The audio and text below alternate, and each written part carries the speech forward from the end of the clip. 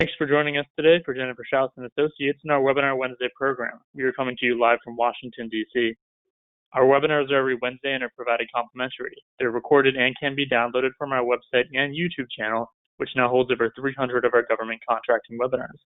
In the interest of time, we do not take questions, so if you have questions for our speaker, we will have his information on the last slide of the presentation today. A special thanks to our educational sponsor, the National Veterans Small Business Coalition, for making these webinars possible. The NVSBC is the largest nonprofit trade association for veterans. Please visit their website for more information. And now a little bit about us. We work with U.S. federal government contractors, including product, service, and software firms. Our services range from market analysis reports to contract vehicles and compliance. More information is on our website. We will also be hosting a virtual conference on hot topics in government contracting on June 23rd from 8 a.m. to 1 p.m. Please register using the link on this slide. We also have opportunities for your organization to advertise in our newsletter. We now reach over 19,600 subscribers, and this includes both contractors and government. Contact us for pricing information with the email shown on your screen. Now to introduce our speaker, Mark Amtower. Welcome, Mark. We're glad to have you here with us today, and I'll turn the floor over to you. Okay, thank you very much. Happy to be here. Happy to be working with Jennifer and her crew. Can we have slide number 1, please? So I'm going to be talking about influencing the customer through the procurement process.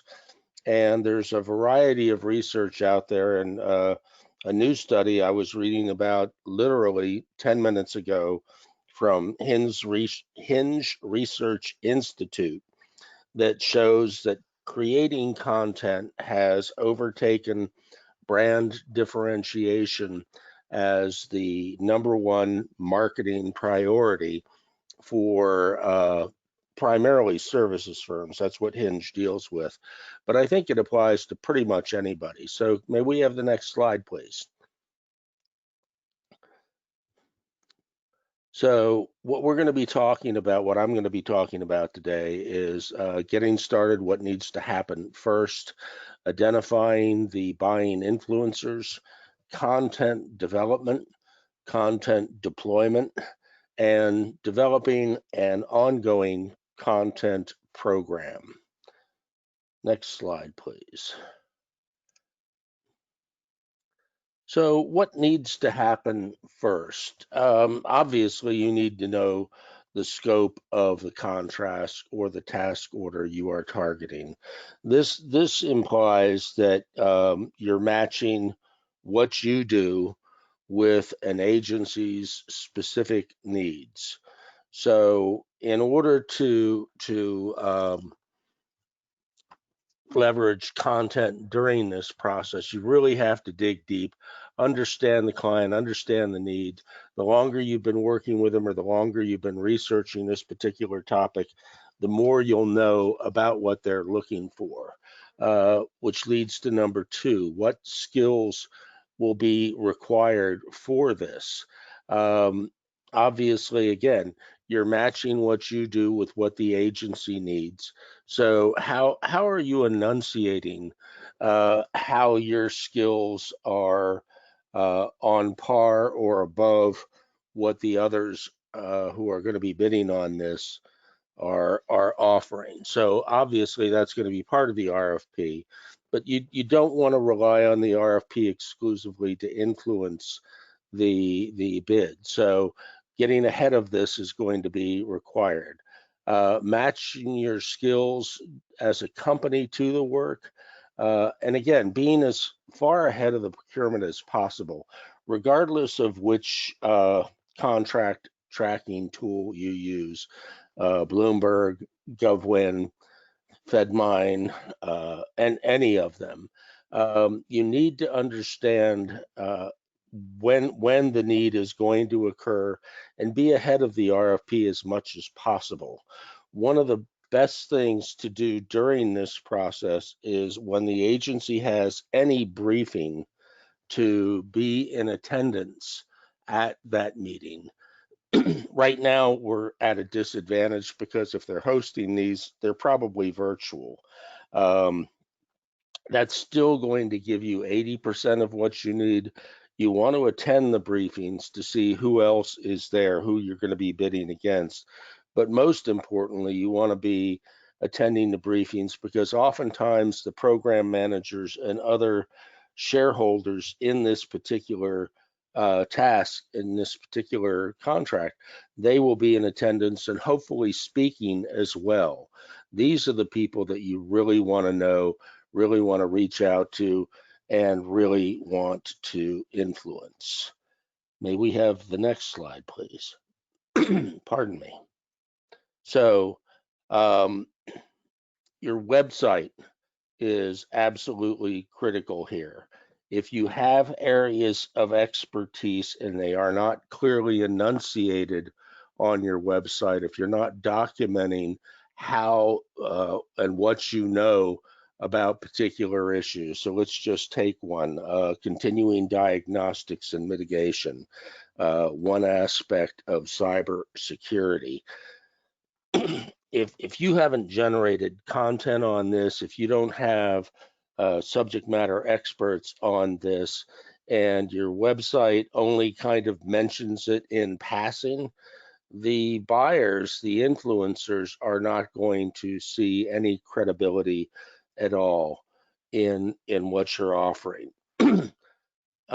So make sure that your website reflects the expertise in whichever areas you choose to have expertise. You can have multiple areas, but be advised that the smaller you are, the fewer areas you should represent. I've seen companies with as few as 5 people claiming 15, 20, 25 areas of expertise. This is just not believable for the people in the buying influence process. If you have subject matter experts that match the requirement, are you giving them adequate exposure on your website? Do you have a blog attached to your website? Do you have a resources page for white papers, case studies, webinars, and the blog? If you want a really good example of this, my favorite example, I use it frequently, is Immix Group, IMMIXGROUP.com. Immix Group, you click on that, you go to their resources page. They have the white papers, case studies, webinars, e-news programs. They have a blog. Their blog is written by a number of the employees there, each of whom is sharing information about a specific technical matter or a specific agency. So that's a really good website to emulate. It doesn't mean you have to produce all of this stuff, but it means you should start producing some of this stuff. You want to generate the material that's going to match your subject matter expertise as a company and the SMEs as individuals to any emerging contract or task order that you are going to go after. May I have the next slide, please? So again, one of the reasons to go to the briefings is to identify those who are going to be involved in the buying process. Contracting officer's name is going to be attached to previous work issued along the same line. So if it's a recompete, you'll probably be able to identify that person. Searching the agency website may be helpful, possibly not. So I rely heavily on LinkedIn to go in and look for program managers and other functional managers who might be impacted by the procurement. So agencies are listed just like companies on LinkedIn, and every federal agency is on LinkedIn as a company, and most of the major operating divisions as well. So if you go into LinkedIn and click, find the company profile for the agency issuing the RFP, click on the all employees, then click on the all filters. you can scroll down and select the excuse me, fill in the blanks for the job function area. And you can plug in program manager. If it's a cloud issue, you type in cloud, you type in CDM, whatever the focus is for the procurement. You can start finding people who are likely to be involved in the buying process by learning to use the all filter aspect on LinkedIn when you're going to an agency on through their company page. But anyhow, you can, any way you can leverage finding these people, you need to. And then again, going back to LinkedIn, you want to look at their profiles. If you share a number of connections with them, that would be good because you might get some credibility by sharing connections. But see if you can figure out a way legitimately to reach out to connect prior to the issuance of an RFP. The contracting officer is not going to connect with you during the process, but they may connect with you prior to the process. Same with the program manager. So try to get ahead of the procurement, identify the players, and then find ways to reach out. This is particularly important during this COVID thing because we don't have the live events where some of these people may attend. So if you can leverage the social platforms where they are likely to be, and that would be LinkedIn primarily, I would strongly suggest you start honing your skills on LinkedIn. The other aspect here is that I've identified 2.1 million feds on LinkedIn. So, and that's by agency and by operating division, looking at them as companies. So there's a lot of feds here. So you should be able to find some of the people you need to influence during this process. May I have the next slide, please? So developing your content. Your content needs to match the requirements. If you're writing content for a specific bid, it has to match the content to the specific requirements. If you're writing well ahead of any RFP issuance, then you're matching your content to the subject matter areas where you guys have expertise. And again, this can be multiple areas, they can be related areas, they can be tangential areas, but any area you have that is an area of expertise, you need to start developing content for, because this is what's going to help you establish credibility, and it will lead to more wins. Research from Market Connections, from Hinge Research, and from Government Executive Magazine all indicate that companies sharing content before and during the RFP process win more business. So as you're creating content, remember, this is informational content. It is not a sales pitch. So you're educating the buyer in and around any specific issue, particularly, again, those areas where you have developed particular expertise. This is the point 3 is a biggie for me because I write a lot. And some of you have probably seen some of my stuff elsewhere, Washington Technology, on LinkedIn, on my blog, other people's blogs, etc. But I try to get a second set of eyes on everything I send out because I know exactly what I'm trying to say, and I'm assuming that I said it clearly. Sometimes that just is not the case. So having that second set of eyes for clarity is very important, and grammatic mistakes are just they should be embarrassing for anybody that makes them. So, and I have made some over the years. So when I'm writing something that I think is particularly important, I have my daughter edit it because she's an English teacher. Develop separate content for the technical audience. So if you've identified the technical audience, even if you haven't, you should have those technical white papers for the people who are going to be implementing any technology. If it's not a technical issue, you can avoid this particular step. But if it is, a deployment for software or for any sort of cyber activity, then you need content specifically for a technical audience, because they're going to be involved in the process to the point where they can say, yeah, I saw their white paper on this. They know exactly what our issues are. Or they'll say, I saw the white paper on this and it was a bunch of fluff. So do good stuff.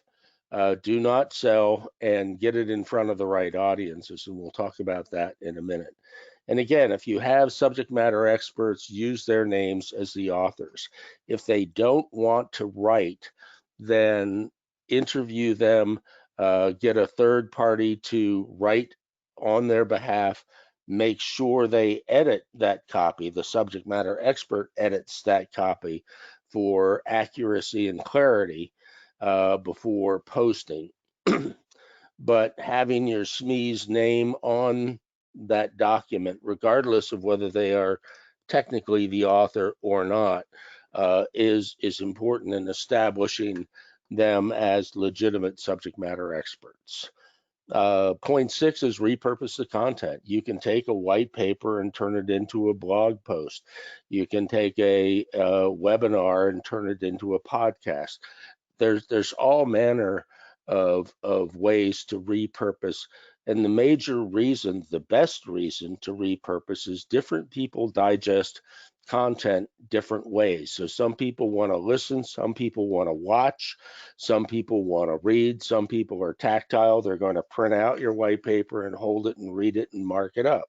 So putting the content out there in as many ways as you can allows you to create a lot of content using one original piece. Next slide, please. So this is an older slide from Market Connections, but all of the subsequent studies, beg your pardon, since have verified basically the same thing. At different stages of the procurement process, from the identification of a need for a product or service through the budgeting, the determination of requirements and specs, drafting the RFP, identification of potential contractors, evaluation of proposals, bids, and making the final decision. Content can influence each of these during that 7-step path.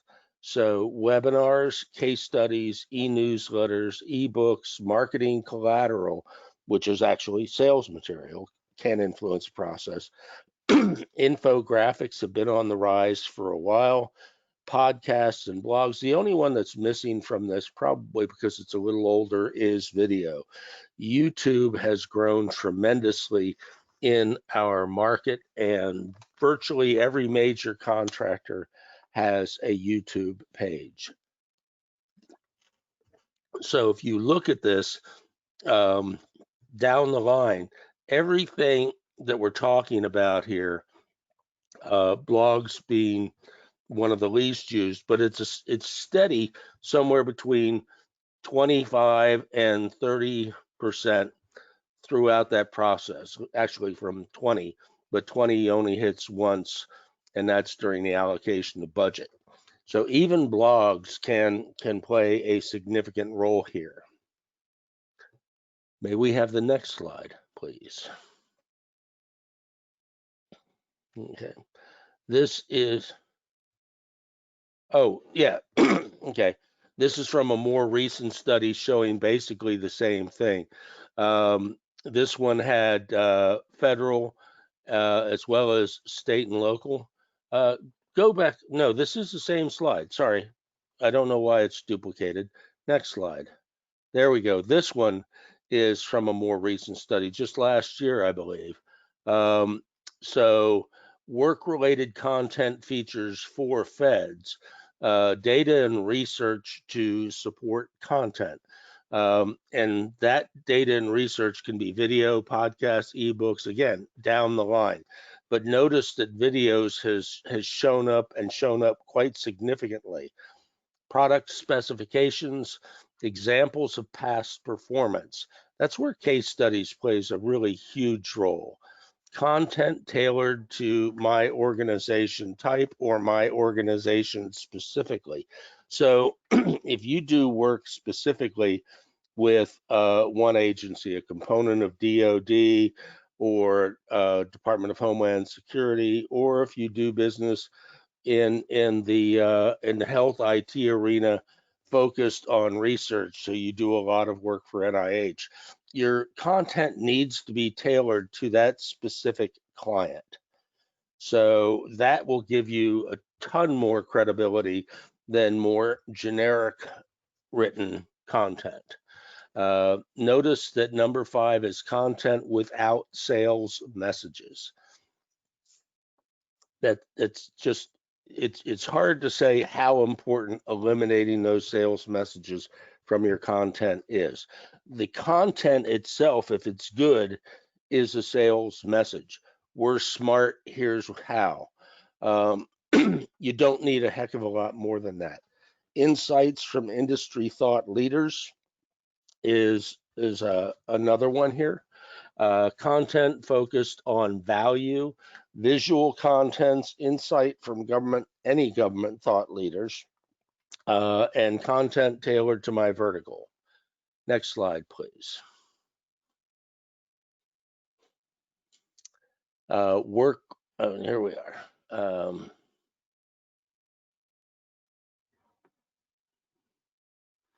So content is necessary. I hope we agree on that. So going back to the IMIX group example, your content should be resident on a resources page at your website. You can deploy it through LinkedIn or write an article for trade pubs, but ultimately you want it linked back to a resources page at your website. So everything that you produce is in one place that's easy to find. You want to share the content via social platforms. So when you go to check out the IMIX group resources page, you'll notice that on every page there is a social share button, which means that you can share it with LinkedIn, you can share it on Twitter, you can share it on Facebook. So wherever you want to share it, you can. You need to have that same social share aspect on your website as well. So on LinkedIn, you can share it as a post. If you go to your homepage, you'll have 2 options. You can write an article or post something. And if you're sharing something that shows up on somebody else's blog, you have 2 choices when you click on the LinkedIn icon. You can share it through a post, or you can share it with a specific individual or individuals. So I find stuff, I share it as a post, and usually I will comment on it as well. So again, LinkedIn is a great place to do that. When you post it on the post, technically is on your profile. So all of the content you post through LinkedIn will show up on your profile in the articles and posts section. But here's the kicker.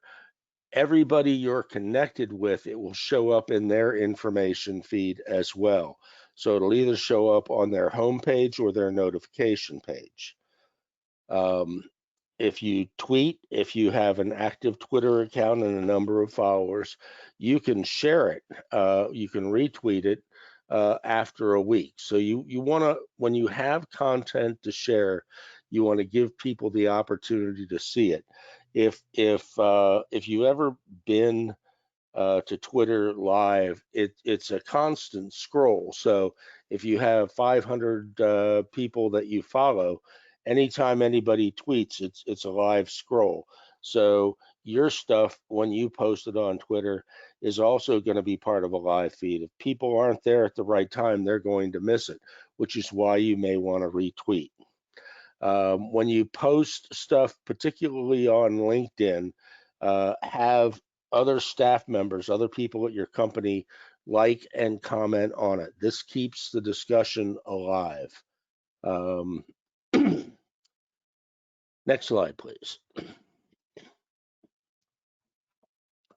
So, in order to influence any upcoming procurement process, starting your marketing, your content marketing early is really important. You need time to develop traction, to get people used to seeing you as a content source and build an audience, preferably the right audience.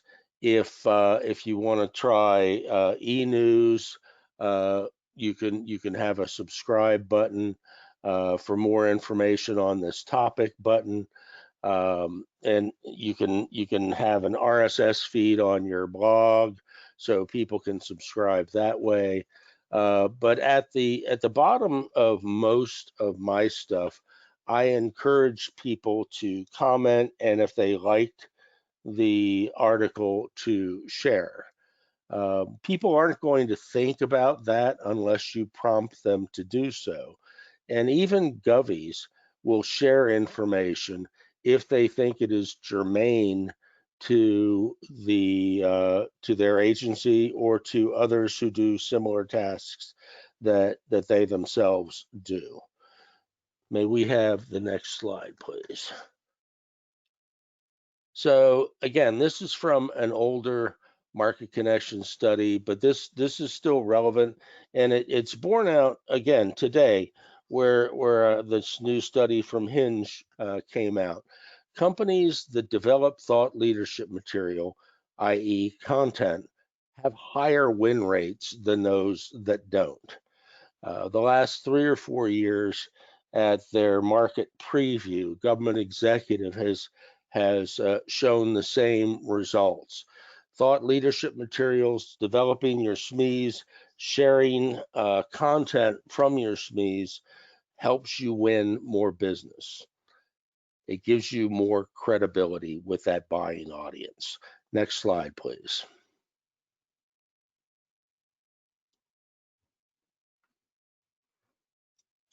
So again, companies that develop thought leadership positions in the market are going to, and developing a thought leadership position means generating content.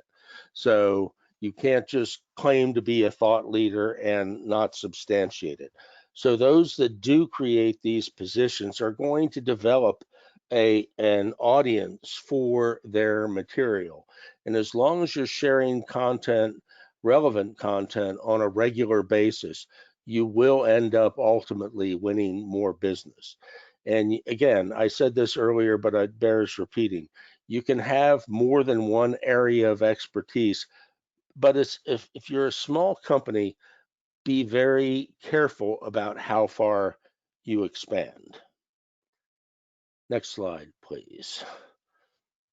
I do believe that's it. So I appreciate your time today. Feel free to reach out, markamtower@gmail.com, or give me a shout. I'm in Columbia, Maryland. I do take coffee when we don't have COVID. But thank you again for your time, and thank Jennifer and her staff for hosting me. Thank you, Mark, for a great presentation and sharing your time with us. And thank you to everyone who joined us. Before I log off today, I just want to remind everyone about our virtual Hot Topics Government Contracting on Tuesday, June 23rd. The registration link is listed below. But the recording for this presentation will be on our website and YouTube channel within the next 24 hours. Please join us this Friday as we cover each part of the FAR and join us next Wednesday for more hot topics in federal contracting.